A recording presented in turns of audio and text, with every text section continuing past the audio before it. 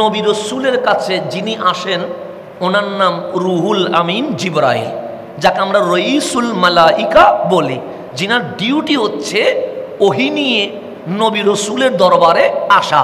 ওনার সিরত যদি পড়েন, উনি কোনো নবী রসুলের কাছে একবার, কোনো নবী রসুলের কাছে 3 বার, কোনো নবী রসুলের কাছে 10 বার, কোনো নবী রসুলের কাছে 40 বার, সবচেয়ে বেশি যার কাছে আসছে উনি মুসা কালিমুল্লাহ আলাইহিস সালাম, ওনার কাছে 300 বার।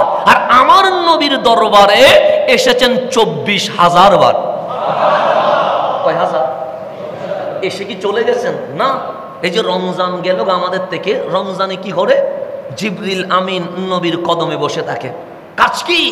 সে একবার পুরা কোরআন জিবরিল আমিন আমার নবীকে শোনায়, আর আমার রসুল পুরা কোরআন আরেকবার জিবরিল আমিনকে শোনায় পুরা রমজানে। তার মানে কতটুকু সময় নিচ্ছে? 40 বছর বয়সে আসা শুরু করছে, 63 বছর পর্যন্ত হিসাব করলে 24,000 বার রসুলকে দেখেছে। ওই জিবরিল আমিন 24,000 বার নবীর স্পর্শে আসার পর লাস্ট বলছে, ইয়া রাসূলুল্লাহ, আপনাকে দেখার স্বাদ এখনো মিটে নাই। আপনি যদি 24,000 বার আমাকে দেখে বিরক্ত হয়ে যাবেন, সে বারবার আসে কেন? স্বাভাবিক বিষয়, বিরক্ত হবেন, কিন্তু এটা স্বাভাবিক। 24,000 বার নবীজির সুহবতে বসেছেন, এরপরে বলছেন আপনাকে দেখার স্বাদ এখনো মিটে নাই। যে সৈয়দুনা সিদ্দিক আকবরের কথা বলছেন, উনি রসুলের সেই বাল্যকাল থেকে সাথে, নবুয়তের প্রকাশের পরে ঈমান আনছে তা না, যিনি নবুয়ত প্রকাশের পূর্বেও জীবনে কোনোদিন গুনাহ করে নাই, আমার নবীর উম্মতের মধ্যে উনি সৈয়দুনা সিদ্দিকে আকবর। রসুল মাসুম, এটা তো অনেক দূরের কথা, যিনি রসুলের সাহেব সঙ্গী হিসেবে ছিলেন কখন থেকে?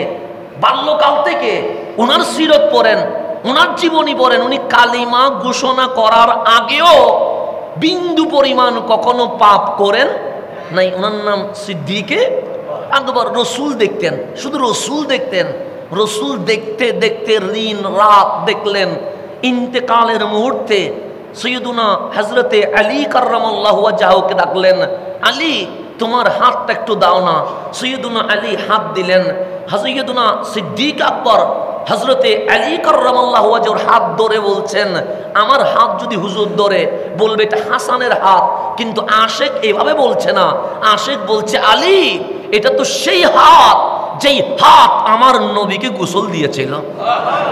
কথা বলার ধরন, এশকানা ধরন দেখেন। একটা আশেক এক জিনিস, সুফিয়ত তাসাউফ এক জিনিস, আলেম আরেক জিনিস।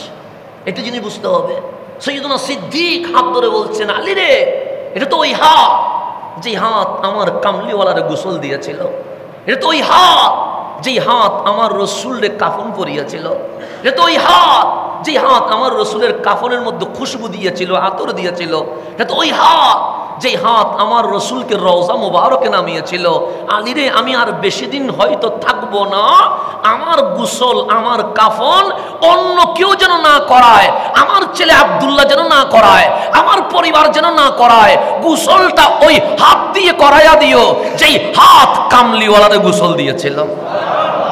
আলী ওসিয়ত রাখতে হয়। কি রাখতে হয়? ওসিয়ত। আমি বিদায় নিব, দেখো আমার এই চোখ রসুলকে দেখেছে। সৈয়দুনা আলী বলে সবচেয়ে বেশি দেখেছে, কিন্তু আলীরে আমি নবী দেখার স্বাদ মিটাইতে পারি নাই। আমি মারা যাওয়া মাত্রই জানাজা শেষ করে দেরি করো না, কামলিওয়ালার রওজার সামনে খাটিয়াটা বিছাইয়া দিও। রসুলকে বলিও আবু বকর নবী দেখার স্বাদ মিটাইতে পারে নাই, আপনার পাশে চেহারার 2 চোখ দিয়ে কিয়ামত পর্যন্ত আবু বকর নবী দেখতে চায়। এইটার নাম হচ্ছে মাসাবা। মাসাবা মানে আকর্ষণ। এমন আকর্ষণ, চোখ শুধু ওনাকেই দেখতে চায়, ওনার বাইরে আর কিছু দেখতে চায়। আল্লাহ বলছেন, ওয়া ইজ জাআলনাল বাইতা মাসাবাতান লিন্নাস, আমি মানুষের জন্য আকর্ষণীয় বানিয়েছি। সেই জন্য আপনি একটু গভীরভাবে খেয়াল করবেন। যখন আমরা শিক্ষা সফর আনন্দ ভ্রমণ করি, কি করি না করি? কোথায় যাব? কক্সবাজার। কি আছে? সমুদ্র আছে। কোথায় যাব? পার্বত্য অঞ্চলে। কি আছে? সবুজ শ্যামল পাহাড় আছে। কোথায় যাব? সিলেটে কি আছে? জাফলংয়ের সেই সুন্দর পানি বহমান আছে। যাব কোথায়? চা বাগানে কি আছে? সৌন্দর্য আছে। আপনি বলবেন আমি নেপালে যাব, কি আছে? হিমালয় আছে। আমি মিশরে যাব, কি আছে? পিরামিড আছে। তাহলে প্রত্যেক জায়গায় যাওয়ার পিছনে মানুষ সৌন্দর্য দেখতে চায়। আমি ইন্ডিয়ায় যাব, কি আছে? তাজমহল আছে, সৌন্দর্যের প্রেমিক। কিন্তু মক্কা নামক জায়গায় মালিক কোনো সমুদ্র রাখে নাই। মক্কা নামক জায়গায় মালিক পার্বত্যের মতো সবুজ শ্যামল কোনো পাহাড় রাখে নাই। মক্কা নামক জায়গায় মালিক সৌন্দর্যের মতো কোনো চা বাগান বা জাফলংয়ের মতো দৃশ্য রাখে নাই। মক্কা নামক জায়গায় মালিক কোনো পিরামিড রাখে নাই। মক্কা নামক জায়গায় মালিক হিমালয়ের মতো পাহাড় রাখে নাই। মরুভূমি আর মরুভূমি, পানির অভাব, গরমের মধ্যে শোয়া যায় না, শীতের মধ্যে ঠান্ডা সহ্য করা যায় না।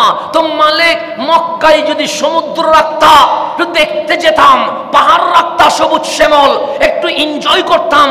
আল্লাহ বলে মক্কায় আমার বান্দা আসবে কক্সবাজারের সৌন্দর্য দেখার জন্য নয়, পার্বত্যের সবুজ শ্যামল দৃশ্য দেখার জন্য নয়, জাফলংয়ের ফিলিংস নেওয়ার জন্য নয়। আমার বান্দা মক্কায় আসবে একমাত্র খানায়ে কাবা দেখার জন্য।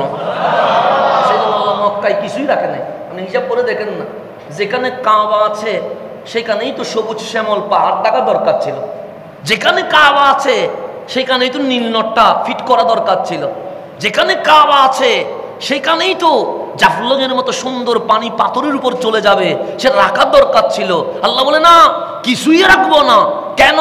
যেন বান্দার মনে এটা না আসে আমি সমুদ্রের ফিলিংস নিতে এসেছি, আমি পার্বত্যের মতো সবুজ শ্যামলের দৃশ্য দেখতে এসেছি। বান্দা যখন মক্কার এয়ারপোর্টে নামবে তখন বান্দার মন বলবে দুনিয়া দেখতে আসি নাই, মাওলার ঘরটা দেখতে এসেছি। এটার নাম মাসাবাতান লিন্নাস। আমি একমাত্র আকর্ষণীয় বানাইছি আমার খানায়ে কাবাকে, এখানে অন্য কোনো মাকসাদ আমি রাখি নাই। তার উপর বলছেন ওয়াত্তাখিজু মিন মাকামি ইব্রাহিমা মুসাল্লা। হে আমার বান্দা, যে মাকামে ইব্রাহিম দেখতে পাচ্ছ এটাকে সাধারণ কোনো পাথর মনে করিও না, এটাকে তোমরা মুসাল্লা, নামাজের স্থান হিসেবেই গ্রহণ করতে হবে। তাহলে আমি আয়াত বললাম কয়টা? দুইটা। যেখানে কাবার কথা সেখানে মাকামে ইব্রাহিমের কথা আছে না নাই? আলে ইমরানও আছে, সূরা বাকারায়ও আছে। এরপর আমার মূল কথা, মাকাম ইব্রাহিম নিয়ে এত কথা কেন আসছে?